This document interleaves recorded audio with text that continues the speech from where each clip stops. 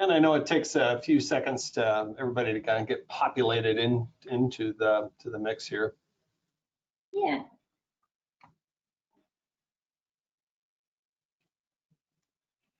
Good.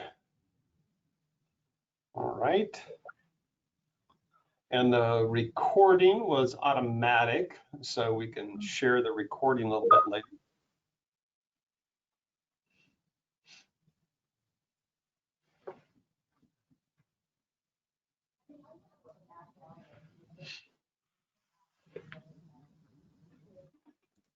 Folks are coming in. Hey, good morning, good afternoon, depending on what time zone you might be in. Everybody, we'll start here in just a few more seconds here. Let any folks come in right at the top of the hour here. Looking at the attendee list. Hi everybody, I'm Olin Odikoven and Kayla here. If you've got a question, certainly looks like we've got a nice sized group here. Certainly you can post things in the chat. I think between Kayla and I will be monitoring the chat box in case you got a question or something pops up here, and we'll go from there. But we'll get started here in just a couple more, about another minute. Looks like we're now up to 16, Kayla. So folks are coming in right now. And Sarah's on as well. She's going to help monitor that chat as well. Okay, perfect. Yeah, because I got the chat boxes over here and the camera and the presentation's over here. So unless I turn over, I don't necessarily notice it when I'm talking.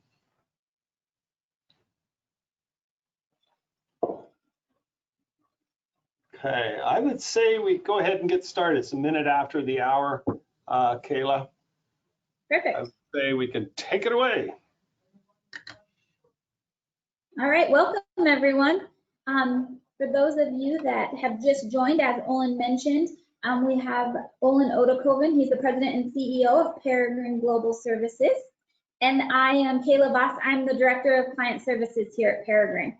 And Olin is going to take us through the new normal, an oxymoron, strategic planning beyond the pandemic. Who would have ever thought we would be in this situation? But here we are. So I'm going to turn it over to Olin. Thank you, Kayla, and welcome everybody to today's webinar talking about strategic planning. Usually we say, okay, we're going to do a webinar on strategic planning. Everybody like, well, I don't want to do this. But to me, over the years, I've really enjoyed doing strategic planning sessions with different groups, mainly in business and industry, a few in higher education. As we began Peregrine many years ago, one of the core things we did with Peregrine Leadership Institute was facilitate strategic planning sessions, primarily with nonprofit boards and a few for-profit companies. But over the years, I've learned some ideas and about strategic planning. But certainly, you know, just because we are in a global pandemic and so much has changed in the last 8-9 months because of the pandemic, that the idea here is our title, The New Normal. What does that look like? It's that time of year where we really need to think about 2021 and beyond, and how does that kind of look from a strategic planning perspective. So today I'm going to talk to you a little bit about strategy, how to develop an approach to developing strategy. It's certainly something we need to do as leaders at all levels, whether we're an organizational leader, a department head, a team lead, to one degree or another. We're all talking about strategy and plans and activities coming up in the future years. It's been my experience, though, that planning and strategic planning has often done incorrectly. Why is that? Well, here's kind of the typical model of how most organizations, and indeed how even up until a few years ago, how I taught strategy development and strategic planning development here. It kind of begins with, you see that star there on the left, that SWOT analysis. We're all probably very familiar with doing what we call a SWOT analysis, where we look at strengths, weaknesses, opportunities, and threats. And then once we, examining the external environment, looking at our internal abilities, And then the SWOT analysis tends to lead towards identifying core strategies, set objectives, look at the horizontal strategies, action plans, what's our measurement alignment, feeds back into the strategic theme here, and then this annual cycle or perhaps every 2-year cycle repeats. But there's some, what we're going to talk about today is changing that focus from SWOT to what we call SOAR. And I'll be talking about that here with these next few slides.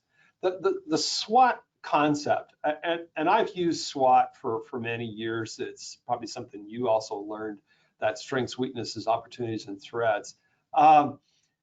You know, it's an analysis tool. It's not necessarily a bad tool, but what it tends to do, in my experience in facilitating groups through a SWOT analysis, it tends to lead to what we call this kind of warfare mentality, where we see the competition as the enemy.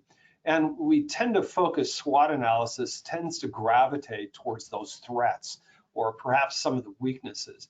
And the idea that we're kind of in this deficit mode, so our strategic plan needs to overcome our deficiencies somehow. And it results in kind of a scarcity mentality. We tend to think of, oh, we're limited on our resources, oh, we're going to have market share battles. And it becomes kind of this either or, and it's, in my opinion, kind of a false dilemma here. So instead, you know, what's wrong with this thinking? Well, what I've learned over the last couple of years is when you do adopt this kind of warfare mentality, the scarcity mentality, you tend to undervalue your potential. There's so much more that we as in virtually any organization can do when it comes to looking at plans if we focus on our strengths and not so much on our weaknesses. And we'll talk about that in the concept of a SOAR analysis, what we call appreciative inquiry. It is a co-evolutionary search for the best in people and the best in organizations and in the world relevant around them. It's rooted in a kind of a radical social construct of appreciation for what you have as opposed for wishful thinking of what you don't have. And it's really understanding what you do have and how can you leverage what you have to achieve those organizational goals. Indeed, it's a way of defining those organizational goals that are based on strengths, not on weaknesses. Another way to think about it in this little cartoon here, you know, it's a little bit different from the optimist and the pessimist. You know, the optimist is kind of saying, oh, water, hey, I guess I'll get to drink it. The pessimist, hey, drinking fluids works, but it postpones death, but doesn't avert it. You know, it's how you look at your organization. I tend to be, you know, kind of the optimist, but I tend to think of myself more as a realistic optimist. I tend to see the goodness in people, the goodness and capabilities, but I'm also, you know, mindful of the realities of the situation, you know, and what can we do. Appreciative inquiry is a way of thinking about these things in kind of a different light than the deficit approach that we often do with a SWOT analysis. And, you know, as a leader, which would you rather focus on, your strengths or your weaknesses? You do have to address weaknesses and shortcomings, but certainly from a strategic planning purpose, it's much more effective if we focus on our strengths. What is appreciative inquiry? It's more than just seeing the glass half full, although that's an element here. It's a way of thinking about the world around us in more of a constructive approach. What are the opportunities and what are our strengths and how do we leverage those to achieve results? And what are those aspirations? It's more of a philosophy of seeing the possibilities, that glass half full, if you will, as opposed to the deficits, the weaknesses, and the limitations and the threats. You know, when I've done strategic planning sessions with groups, excuse me, you know, using a SOAR approach tends to be more effective than the SWOT, because in the SWOT, you tend to get in this woe is us kind of mentality here. You know, in a SWOT analysis, we tend to ask, what are the problems of the organization? What systems and processes haven't worked? You know, what's the reflection of those from a deficit standpoint? Things such as low morale, lack of commitment. Appreciative inquiry asks appreciative questions. Under what circumstances is this organization most effective? what systems and procedures are most effective, and leverage those strengths to achieve success. It's more of affirmative topics, moments of high enthusiasm. And when I've done a SWOR analysis, when I've led a group through this SWOR process, it builds momentum and excitement. You know, many of you know my background is in the military. I spent some 33 years in total military service, culminating with my role as Deputy Adjutant General for the state of Wyoming in the Wyoming National Guard. And a core military concept that was ingrained to us as early lieutenants and captains many years ago was the idea that you reinforce success, not failure. And you always put your reserves to where you're having success, not your weaknesses. And there's a whole military construct built around this lessons learned file. Appreciative inquiry is the same concept, where we're trying to reinforce our strengths, reinforce our success to sustain success and grow upon success. SWOT analysis tend to focus on problems where you're weak or deficient. And certainly those can be addressed, but from a strategy standpoint, it's so much more effective to focus on your strengths. Where do you kind of go from there? So this is really what the emerging model of appreciative inquiry looks like, using those elements of SOAR, strengths, opportunities, aspirations, and results. That's what drives core strategies and objective setting and horizontal strategies and action plans and certainly measurement and alignment, which then comes full circle back down to at the start of the process, and the SOAR process repeats itself. So it's more of a strengths-based approach to strategic planning. And yes, it has been a difficult, challenging year for all of us. No organization's been spared change in some form or fashion as a result of the global pandemic. But even still, every organization I've worked with, every situation I have seen, there is good things happening somewhere.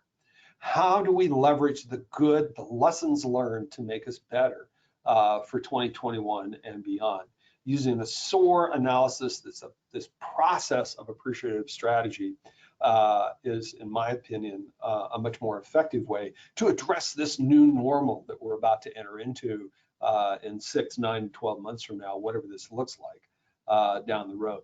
As I mentioned, a SOAR analysis is based on 4 elements here: strengths, opportunities, aspirations, and results, often drawn as a diagram here. Similar to SWOT, but there's some nuances here.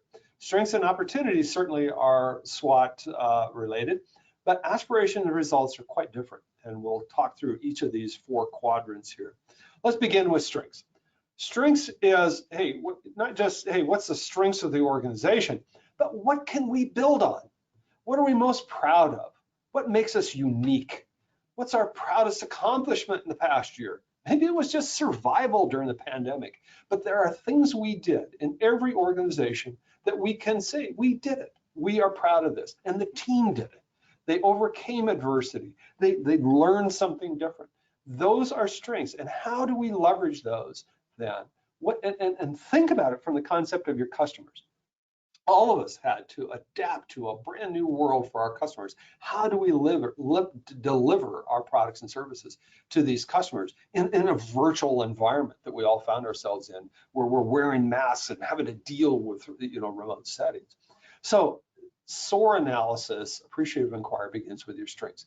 But you're asking the question, what can we build on? What are our, not just what are our strengths, but what can we build on from our strengths? The second question that we ask ourselves is, look at our opportunities. And we look at these from the perspective of our stakeholders, which oftentimes are our customers.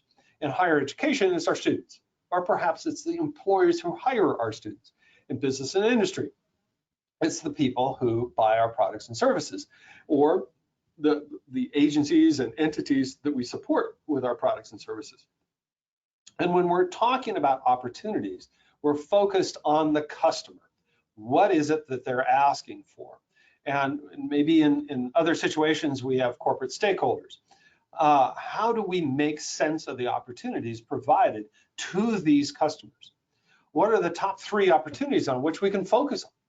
How can we best meet the needs of these stakeholders? These are the types of questions. What skills do we have that we can leverage to help better deliver our products and services, improve upon our products and services, to help make a difference in the lives of our stakeholders?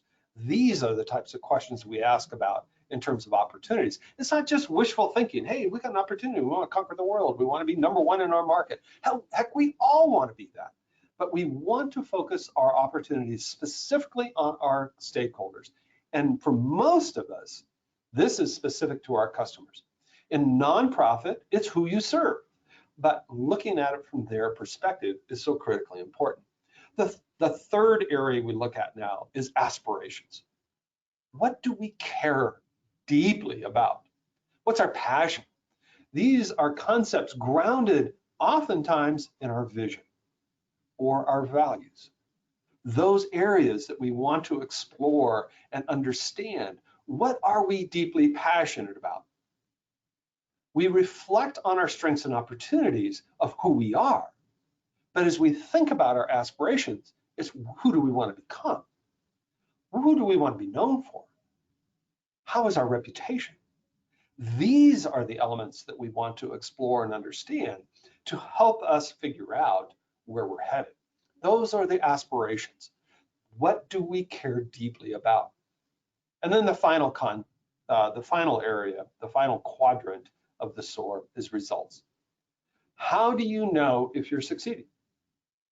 You know, Edward Deming, the guru of total quality management, said, if you don't measure it, how can you improve it?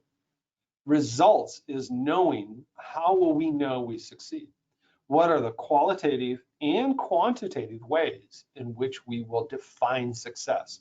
We look at our strengths, we understand our opportunities from a customer standpoint, we understand our aspirations. What are we deeply passionate about? And then what will be the 3 or 2 or 4 or 5 indicators of success? Some of us are used to the idea of a balanced scorecard. There are many tools to use this for understanding results. Key here is that we have clarity of how we measure success. That's the results piece of this. How do we know if we're succeeding? And this comes into play in many factors. One, in my experience working with team members in my own organization, people want to know that what they're doing matters, that the proverbial ball is moving down the court, the line is moving up. That's almost a human nature. People want to feel like they're making a difference. They want to feel that they're mattering. And sometimes we as leaders need to have an understanding of the results so that we can talk about it, demonstrate it, show it. That's where results come into play here. Putting it all together, your strengths, your opportunities, your aspirations, and results. What can we build on? What are our customers asking for? What do we care deeply about? And how will we know we will succeed? These are the 4 elements of SOAR. That's strengths, opportunities, aspirations, and results. Very, very different from maybe what you've heard before, the SWOT analysis.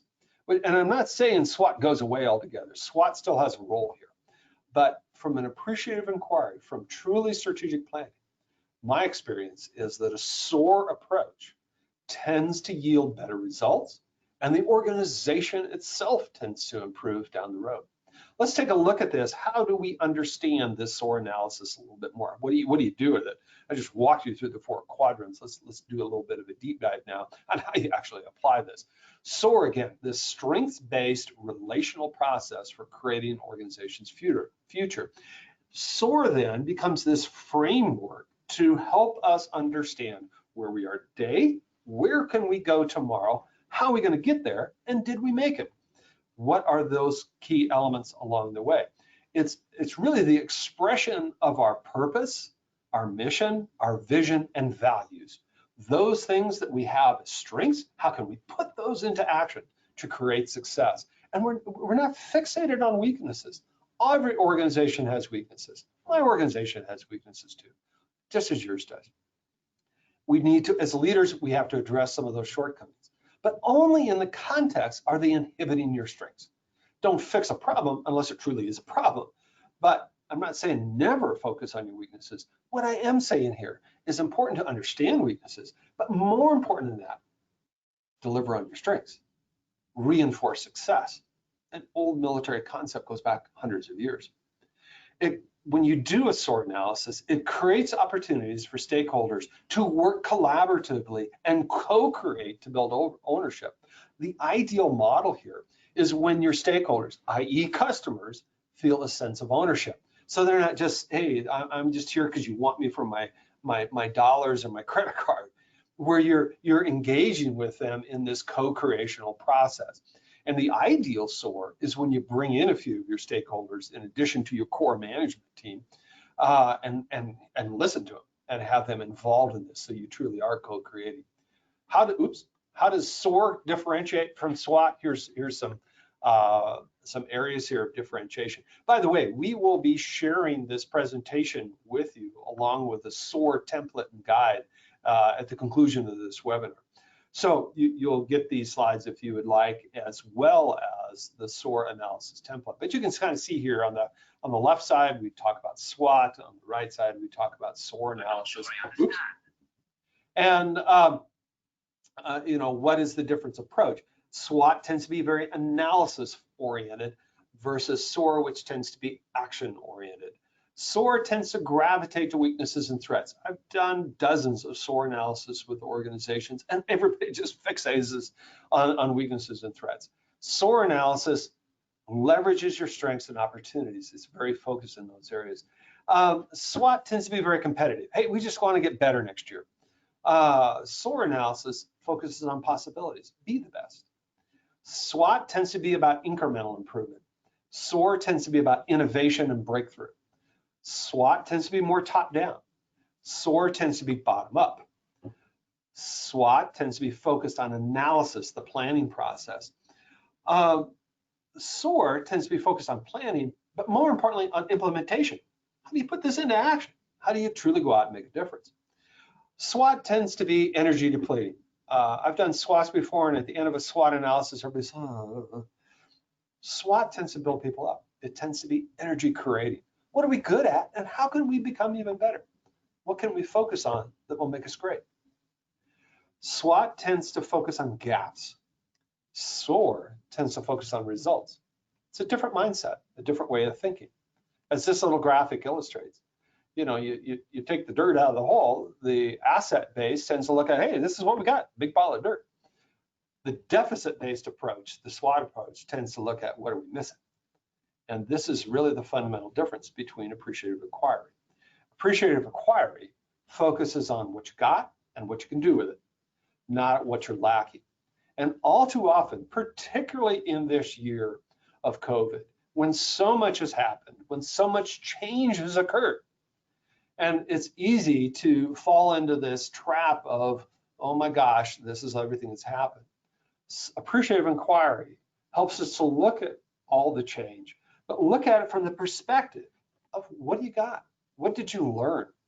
You know, almost every week when we do our weekly team meetings, we kick them off with this question. What did we learn in the past week? How are we growing? What are those opportunities? What are those assets?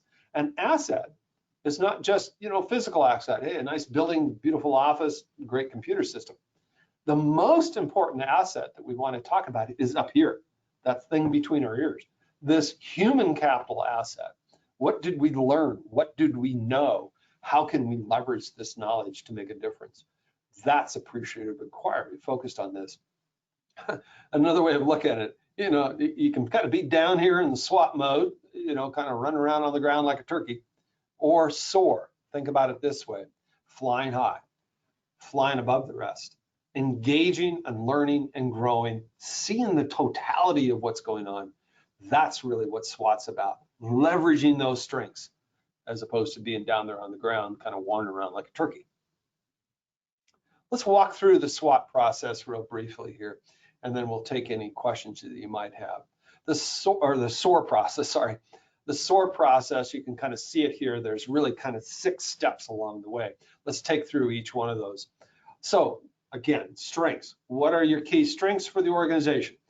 When you do this, and I recommend you do this where you've got a whiteboard, or if you're doing it virtually through breakout rooms and such, where you're writing these down. You're inviting people to brainstorm, and you're asking them these series of questions. What are the key strengths of the organization? And some of the other questions that you saw earlier.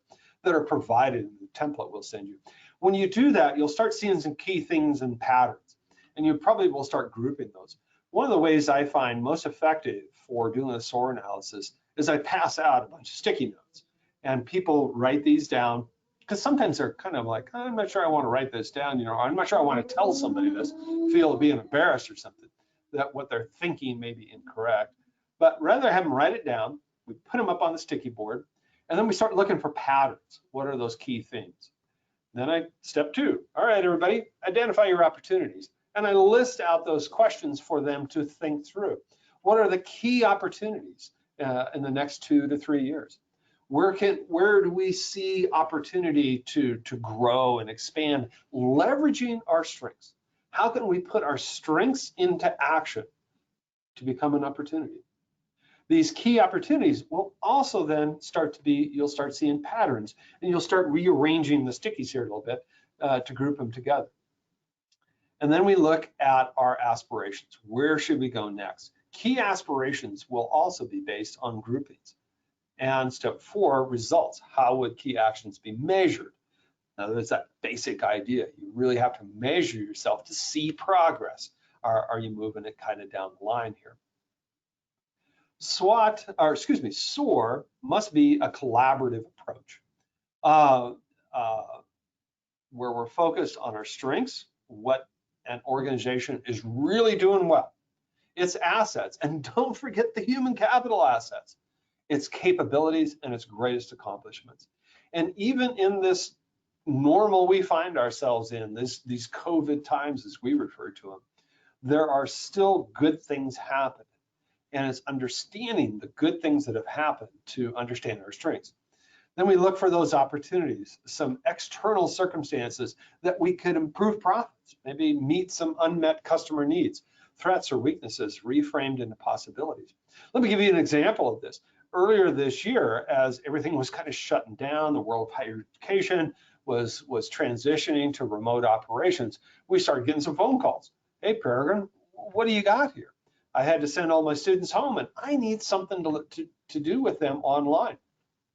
That's meaningful engagement. If I just have them read the textbook, boring, they're not going to get it. They're not going to understand it. So we kind of backed up and said, so what do we have that we could leverage here? And that was our academic leveling and online leadership courses. And we started growing those. And we started the year with about 100 hours of online instructional content. We'll end the year almost 800 hours, a 10-fold increase, because we saw this opportunity to provide quality online educational opportunities, not only for higher education, but also for business and industry, because we couldn't do in-person workshops anymore.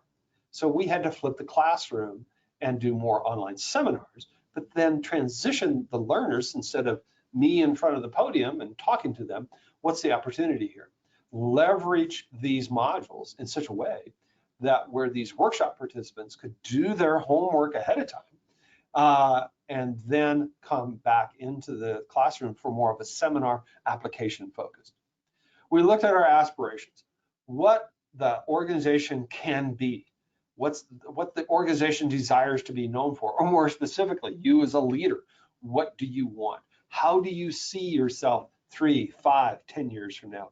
Sometimes when I'm doing a SOAR analysis, I'll grab somebody and say, fill in the blank here.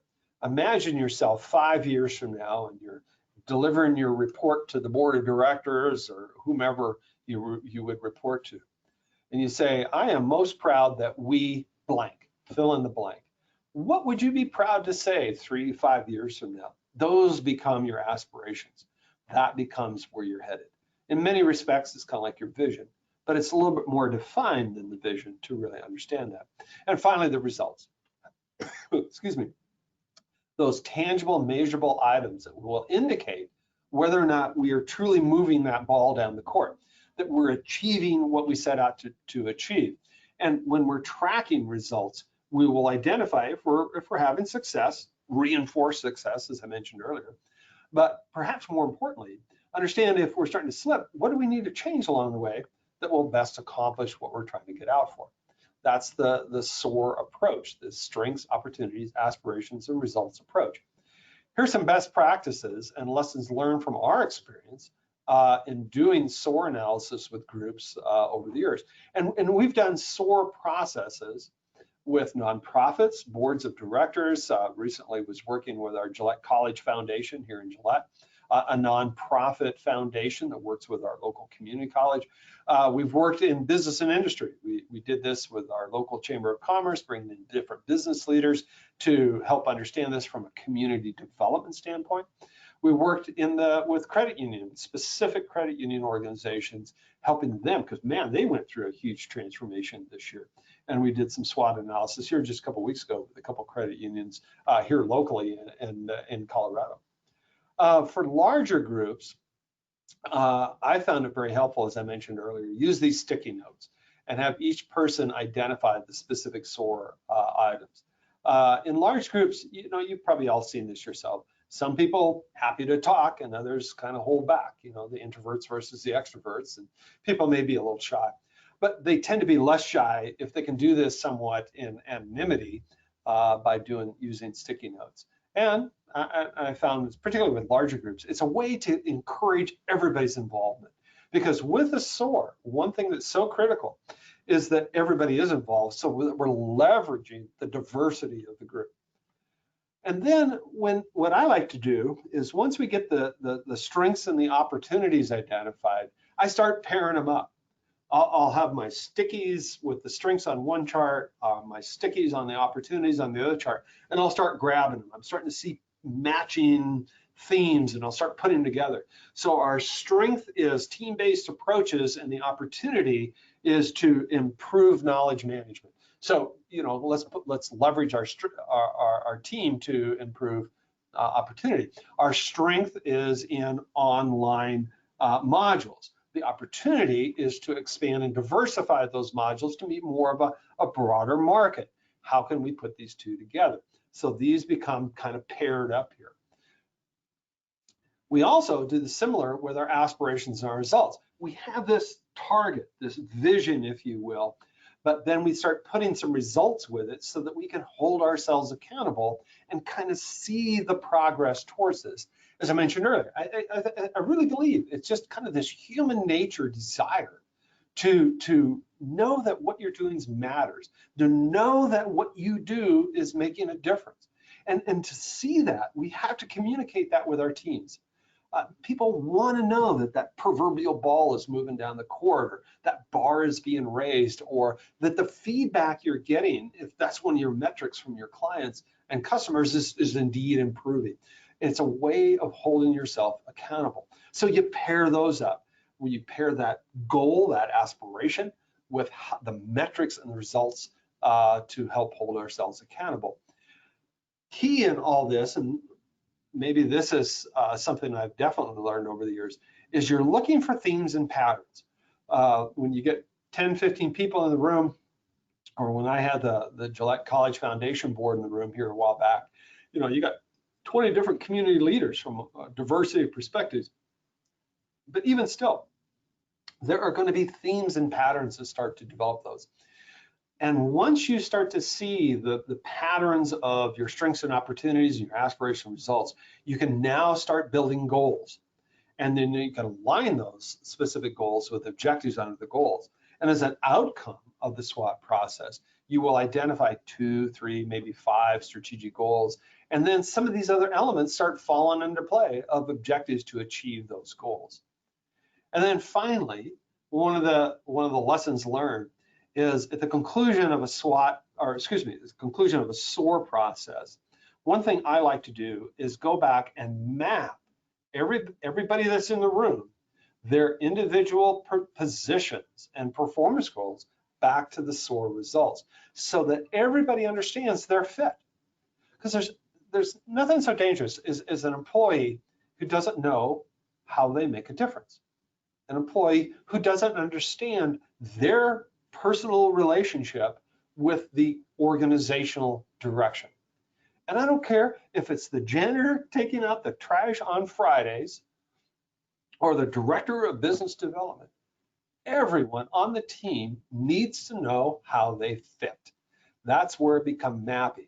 And sometimes you got to lead them down this path, But towards the end of the SOAR analysis, I like to go back to everybody and have each person identify what are the 2 or 3 or even just 1 key things that you can do to support this.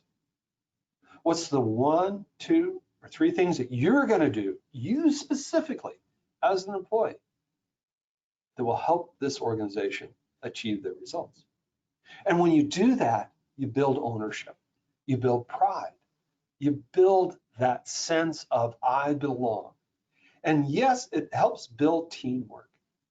For in this process and in these COVID times that we live in, where so much has changed and there's so much uncertainty in so many organizations, that when we as individuals, every team member, feels that yes, we are going to survive, yes, we will move forward, yes, we will achieve what we're after here, and yes, there is a tomorrow, and that tomorrow is 2021, and this is how I fit, and this is how I will matter, this is the contributions I will make.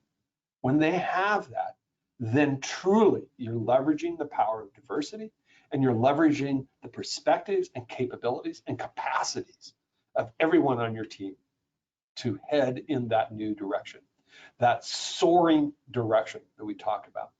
Now, finally here, SOAR, many of you have probably heard of the 4-step strategic planning process. Where are you now? Where do you want to be? How are you going to get there? And did you make it? I mentioned it earlier, the 4 basic questions that we as leaders are always asking when it comes to planning, even sometimes even on a daily basis, but certainly tactical, operational, and strategic planning levels. We're asking these basic fundamental 4 questions. Where are you now? Those are your strengths. Where do you want to be? It's your aspirations. How are you going to get there? Those opportunities. And did you make it? What are those results? The 4 elements here of the SWOT plug directly into asking these basic questions. In fact, it's another way of phrasing the same thing we've been talking about with the SOAR analysis. But what I have found is that asking the questions the right way is a way to really get people's brains thinking and get them contributing. And a SOAR process should be a collaborative process, bringing people together, in some cases virtually, because that's the world we live in, but getting their ideas heard, getting them involved in this process so that they have this sense of ownership of where they go from here. So I've covered here in the last 25 minutes or so this idea of SOAR, this strengths-based, aspiration-focused strategic planning process tied in with a 4-step strategic planning process, where we're asking ourselves a series of questions. This appreciative inquiry that builds upon our strengths, understands our opportunities from a customer standpoint, look at the aspirations, where do we want to go? What's that vision? How can we matter 2, 3, next, in some cases even just 2021? And then beyond that, how are we going to measure ourselves, the results? That's the essence of a SOAR. That's the essence of the 4-step strategic planning process. And finally, just because we are living in the COVID times does not mean we negate this stuff. This stuff even becomes more important in this COVID times because so many of our team, so many of our customers indeed, are uncertain about what 2021 is going to be. As I mentioned earlier, I tend to be a bit of an optimist. You probably haven't figured that out by now. Where do we want to go? As a leader, we have to keep looking forward. We can wallow in the challenges of our current situation, or we can soar to look to the future. Thank you. Thanks, Olin. That was great. Olin's provided us with some great key points and takeaways, and hopefully he's excited you a little bit about strategic planning and put a new spin on it. As Olin mentioned, over the last few months since COVID hit, we at Peregrine have really taken a look inward to ourselves to see how we can help our institutions and schools, both in the education and business world, to help them with topics like strategic planning. And by the end of the year, as Olin mentioned, we'll have over 60+ online modules for a combination of over about 800 hours of material. And they're broken into the 8 key workplace competencies. And I don't know if some of you You want to go to the next slide, Owen. Oh, If some of you are familiar with the National Association of College and Employers, the NACE 8 career readiness competencies, but we developed our solutions and modules based upon these 8 competencies. So we have critical thinking and problem solving, oral and written communication, teamwork and collaboration, digital technology, leadership, which is where a module that we have that's going to fit nicely in with strategic planning that I'm going to talk about in a little bit, professionalism, work ethic, career management, and finally global intellectual fluency. So these are the 8 competencies that NACE 8 has identified to make sure that people are workplace and college ready. So this is what we have developed our modules based around. and we have 2 or 3, sometimes, in the areas of leadership, we've got almost 20 different modules just centered around that particular competency, because that's our core competency. But we do have modules available with each of these 8 areas. And what we call these modules are leading edge learning modules. And they're interactive courses that the students or employee, employer, whoever it may be, goes through these, and they interact and engage in different ways. So they're through video, audio, text, but then there's also activities and quizzes along the way that reinforce the concepts to make sure that the students or learners, whoever that might be, retain and obtain that information. And today, we would like to offer you, oh, I might be on the wrong side, sorry, but there's easy course navigation. It really is built nicely. Students can go back into the modules over 2 years. The developers have really, if you're familiar with our academic leveling courses, we've taken those as well as these new ones and launched them to this new design. And they're very interactive, easy to go through, nice flow. So you can kind of see that on the side there. Key for us when we looked at ourselves this spring and looked at our strengths and opportunities here, as I mentioned earlier, is certainly we had one of our strengths and our / opportunities was we had lots of content. But where we came up short was, how do you take this content and put it in a way that is engaging and interactive as opposed to kind of dry and boring? Oh God, I just told myself that the content I wrote was dry and boring. Didn't mean to do that. But you get what I mean. Just reading content tends to be a little dry and boring. So we contracted and work with several different instructional designers. Now, many of you probably know who instructional designers are. These are folks who learn how the science of learning works and can take this narrative content that we had, and we had mountains of this narrative content, and how do you put it into an engaging format that incites people? So as Kayla mentioned, these have videos and animations and interactive quizzes and things like that that excite people and get them to advance the mouse. So it's much more engaging and interactive. And what we've seen already with this approach is that the learning happens. And I've seen it very directly with our seminars and workshops that we've just done in the last since this summer, where I've had both students that I was doing virtually that I normally would have been in Poland teaching leadership to, as well as workshop participants with credit unions, for example, and where they did their homework ahead of time with the online module, came into the seminar to have a discussion, and I could tell right away. They completed these, they learned this, they understand that, so we could have a much richer and deeper communication about the subject. Absolutely. And so like we talked about the resource leading organizations module, we would like to, this is one that talks about strategic planning, and it's actually based off of the book that we wrote, Leading Organizations.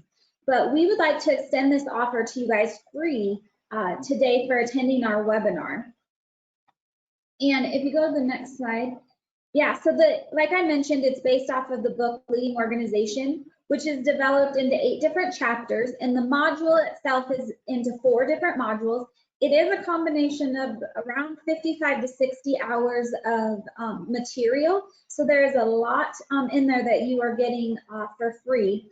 And the chapter 3 is what we focus on, the conducting strategic planning, and it'll go into a deeper information than Olin discussed earlier today. But we would like to offer this to you guys for free today. So we will get some information sent out to you here directly after the webinar. And then if you want to go to the next one, yeah. So now finally, we'd like to ask you guys a question, and I am going to try and launch this poll, and hopefully it lets me do it even though Olin is sharing. Good. Can you guys see that, Olin? Did that pop up, Sarah? Yep, I do see poll open. Poll must be closed to enable screen sharing. Yep, I see the poll open. So if you guys can answer this, what can we do for you? Do you want access to the module? Would you like a phone call, an email to talk about some more solutions, or just simply information about upcoming webinars? If you guys can go ahead and vote on that, then we will get those responses. And we will, and I think you can vote for more than one. I could be wrong though. Get that information to you. Yep, and I see some folks definitely clicking on the guest access. Yeah, Leading Organizations, we published this book, wrote this book 2018, 2019, published it last year. It's available for sale, of course. But what we wanted to do with this webinar, and indeed many of our webinars, is give you some additional resources here that you can use, the proverbial no strings attached here. So we're giving you the totality of Leading Organizations. Indicate if you would like that. Kayla then will follow up with you, send you the access information to the Leading Organizations module. And you can do a deep dive into any of the areas with an easy to use navigation. You just kind of jump to the section you want there. As Kayla mentioned, it has a section there on strategic strategy and strategic planning based on that. But the Leading Organizations modules, really it's a whole program because it's 4 modules, is based on this book. That was the instructional basis for this. And then it's been enhanced with some different videos and stuff related to each of those various learning outcomes that you saw listed earlier. So it looks like people have voted. I see 43% would like guest access to Leading Organizations. 14% would like an email with more information, and 43% wanted notification of upcoming webinars. So we'll be following up with you after this webinar. We'll be sharing with you the video of this webinar, and certainly share it with your colleagues and at your college, university, or workplace, by all means. We'll be following up with those of you who would like the Leading Organizations module, access to that and use it. That's why we want to truly make a difference out there with you. And hopefully you'll find some instruction of value here of some specific areas as you look ahead to the new normal of 2021 and thinking ahead from a leadership planning customer basis. Perhaps this can help facilitate that process for you a little bit better. I'm back into screen share mode, right? Or do I have to close the poll first? I see you. Okay, perfect. Well, Kayla will be following up with you. I want to thank everybody for joining us. You know, here at Peregrine, we truly believe we're catalysts for change. The idea of these our weekly webinars of trying to share with folks some of our lessons learned, best practices, and experiences in the world of leadership and higher education, organizational development to help guide this, because I think we can make a difference in improving quality, growing values-based leaders and make a difference in the world, and ultimately lead change. And these COVID times we find ourselves in my opinion, is going to be this transformational period where we're going to look back on this time frame 2-3 years from now and say, yes, I was a part of the global transformation.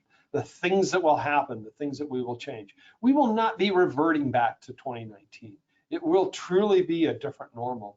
but only if we as leaders are able to embrace this together and help make a difference. So again, thanks for your joining us today. You can see our contact information here on this final slide. Kayla will be following up with everybody who indicated an interest in these areas. I don't know if we've got a couple minutes left. I don't see any chats or questions that popped in, but if there are, we still got a minute or two here. Happy to oblige. We all know during these COVID times, none of us are going anywhere, so we're right here to best support you and to best help you out here. But don't see anything entering, so I think we'll close this out. Thanks again for taking some time out of your life here to learn about something that you find that I'm very passionate about, and that is looking ahead. Strategy, strategic planning. As CEO of Peregrine Global Services, this is my world. This is where my head is. Kayla probably can attest to. Always trying to think ahead. How can we matter? How can we make a difference? And how can we take these circumstances that we find ourselves in today, leverage these lessons learned, and make a difference for tomorrow? Thank you. Thanks, everyone. Have a good day.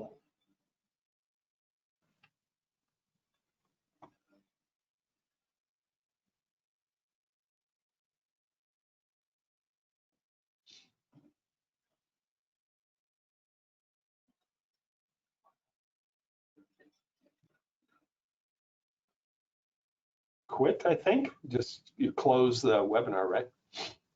Yeah, I think so. I'm not listening. Yeah, I think just close it out. Thanks, Owen.